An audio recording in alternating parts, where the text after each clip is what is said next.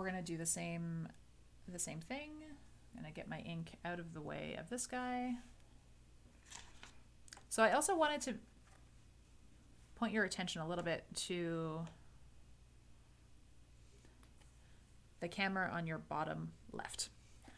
And the reason why is because you're going to see the angle that I have that nib at the paper. And this is why I prefer Twitch to Instagram for trying to show calligraphy, because you can see it up on top, and because I have a camera here, you can see what the nib looks like over here. Because I find that it's really hard to tell on when it's just a top down, personally speaking. Plus, I like to talk with my hands, and who, like, you want to see my face sometimes. Like, I'm here, I exist. I'm not just like a ghostly hand working out of paper.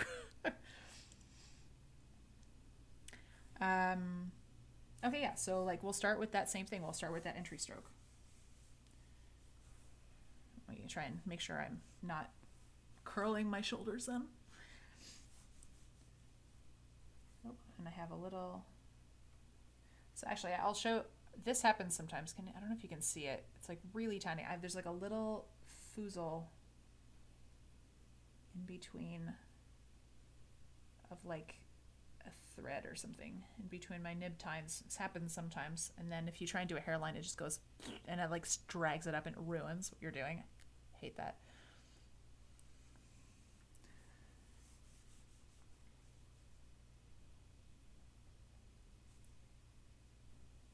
So we got our entry stroke, our hairline, which is here. I'm not the best at doing these on their own. That's all right. And then we're gonna do a downstroke. So the downstroke, this is my ascender, this is my waistline, this is my baseline, this is my descender is here. So I'm gonna do the big one. So I'm gonna do the downstroke, press, pull towards myself, even pressure, and then there's my downstroke. So straight downstrokes like that can be challenging. With copperplate, kind of, for most people, I would say, having a squared off top and bottom, let me zoom in a little more. That's as much as I can go. So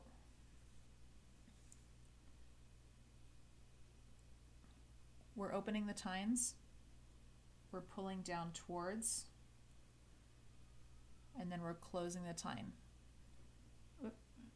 Sometimes that happens where it is not a square. No problem. Go back in there and you fill it in. No one will know. But yeah, like touching up your work like that is totally fine.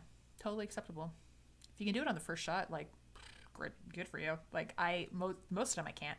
I'm good at doing the one on the bottom, usually. I always struggle with the one on the top. There we go. Actually, this is good because there's not as much ink on here, so you can kind of really see what I'm doing. So I'm pressing, and you can see the tines are separating, and I'm pulling down, and then I'm going to rotate onto the left to close that tine, so then it creates that line right here. So that's what the nib is doing. So you can see here, I'm not that good at kind of rounds, so I would just go in after, just kind of like fill that in after. But that's what's happening with your nib. Really fun. And like you can see as well, which I had talked about before, I'm trying not to use my wrist. I'm not using my fingers really to, I'm using my fingers to press, but I'm not using it to manipulate the direction that I'm working.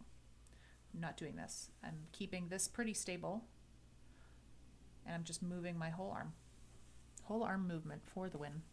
Keeps my back from dying and my shoulders from dying, so that I can be here for you guys. You're welcome. So, and then we're gonna do the smaller downstroke. So yeah, you'll definitely see me if you ever watch me on stream. Like, I'll go do these and I automatically just go in and fill them in.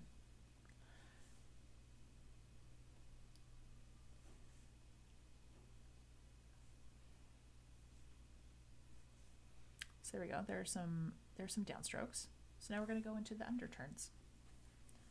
So again, this is your ascenders here, waistline, baseline, descender is here, and I think you guys can see those lines on the screen, which is great.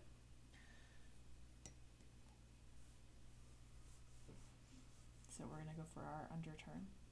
So pressing, and then as I'm turning, I'm going up. So I kind of like to think of this like a clock. I'll turn that brightness up just a scooch. So this here is about, or it should be 55 degrees, okay, where this downstroke is. This should be 55. I start to turn, if I'm imagining this being 12 noon, and then this being 6, I start turning here at about 7 p.m. That's very tiny. This is at around 7 p.m. I start to turn so that there's a little triangle that lives right there in my underneath my underturn. I think that it's just a fun visual for me to I just look for the little triangles whenever I have anything that has kind of a curve on it, and that all those triangles are about the same size. And you'll see kind of what I mean when we continue moving on.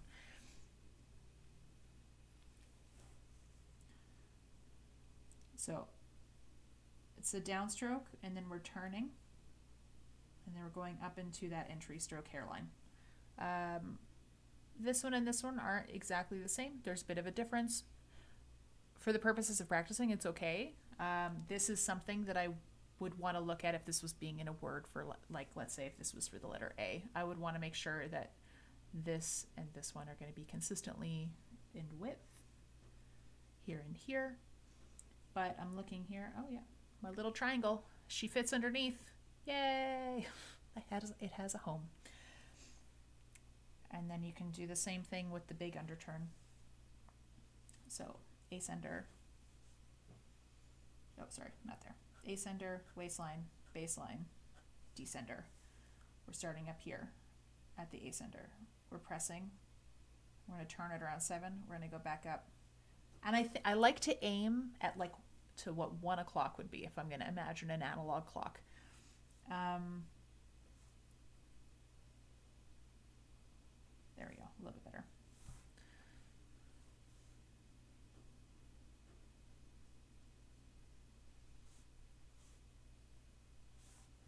There we go. That one was the best one. This one was not good. This one was not good. It kind of curved, which was weird. This one's better. This one's straight down, and then we're curving it around 7, and then going back up here, and I'm aiming for around 1 o'clock. That's kind of how I think about it. So then we're going to look at our descender loops. So the descender loop is going to start ascender, waistline, baseline, descender. The descender loop is going to start here at the waistline. We're going to pull. We're going to go left. Oops. Pull, left, and then up. So we're having a curve here. There's a triangle there, because right here is around 5 p.m. This is 6. This is 7. I hope that makes sense. That's like I said, that's how I think about it. It's how I teach it.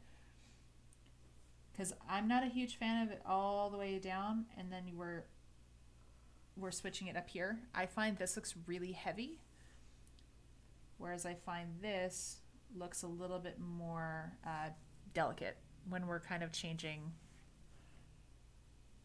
the weight as we're turning the corner. Because also, as well, I'm keeping the same pressure from here to here, give or take, being very consistent as I'm pulling down. Then as I'm turning, I'm releasing that pressure a little bit, and then by the time I hit 6 o'clock, it's right here, I'm at no pressure anymore. So I'm bringing it then back up to the baseline. When this turns into a J, show you quickly now, the letters will be coming next week. the letter group 1. We're going down and then we're going up again. When it turns into a J, I cross. It's hard to tell on there because my guidelines aren't super clear for you guys. I'm crossing right underneath where the line is. Can I turn that down a little bit? Can you see better? Yeah, not so much. That's all right. Something that I like to do too, whoops, is like this. But then when I'm about to cross, I will sometimes lift my nib and then I'll put it back down over here, so I don't drag my pen through the wet ink. This is a personal preference of mine. It's kind of what I like to do. All right, then we're going to go into our overturns. So the overturn is, we're starting with that entry stroke right here, and we're going to then pull it down into a downstroke. So again, if this is 12 noon, at around 1 p.m., I am then starting that pressure. So then my little triangle can live there. And we're pulling that down. We're always aiming for those squared off bottoms. If we can do it in one shot, great. If you can't do it in one shot, go in and touch it up. No one will know unless you tell them, or you show them on live on stream like I'm doing right now. Just like, I'm just gonna go in and touch that and make it look all nice and perfect, all nice and pretty. All right, and now we're going to go into the ascender loop.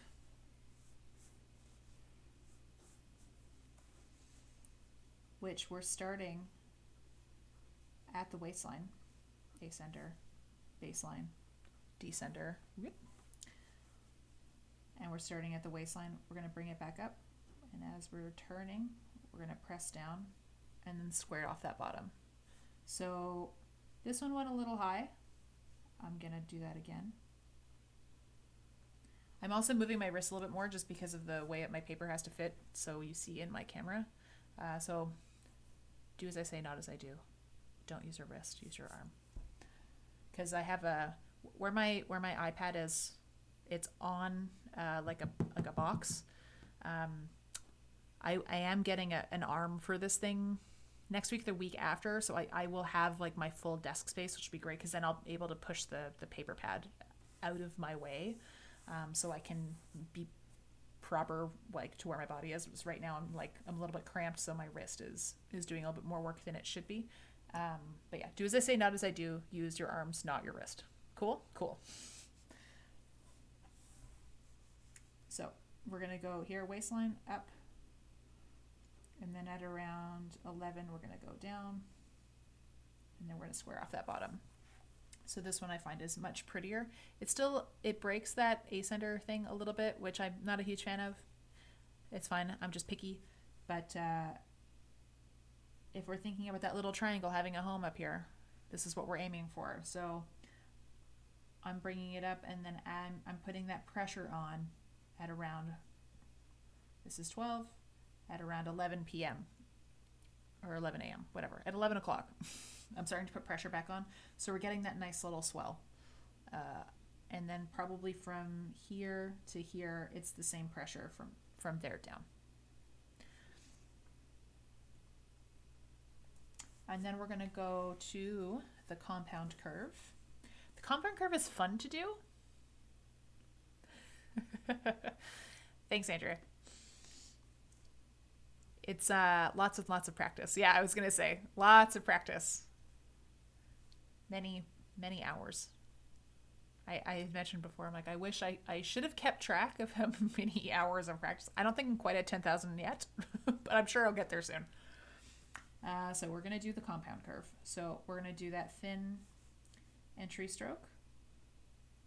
And then like the overturn, we're going down, but then instead of finishing it with a square down here, we're going to continue turning and go back up again. So it's kind of like you were having an overturn plus an underturn, had a little baby and made a compound curve. How fun.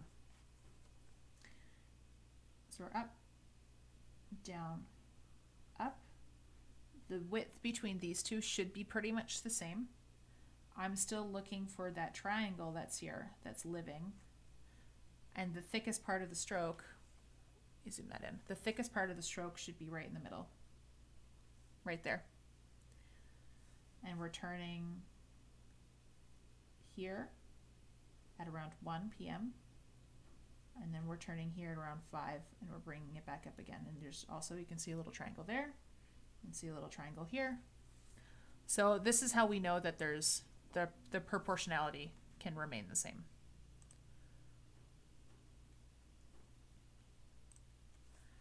All right.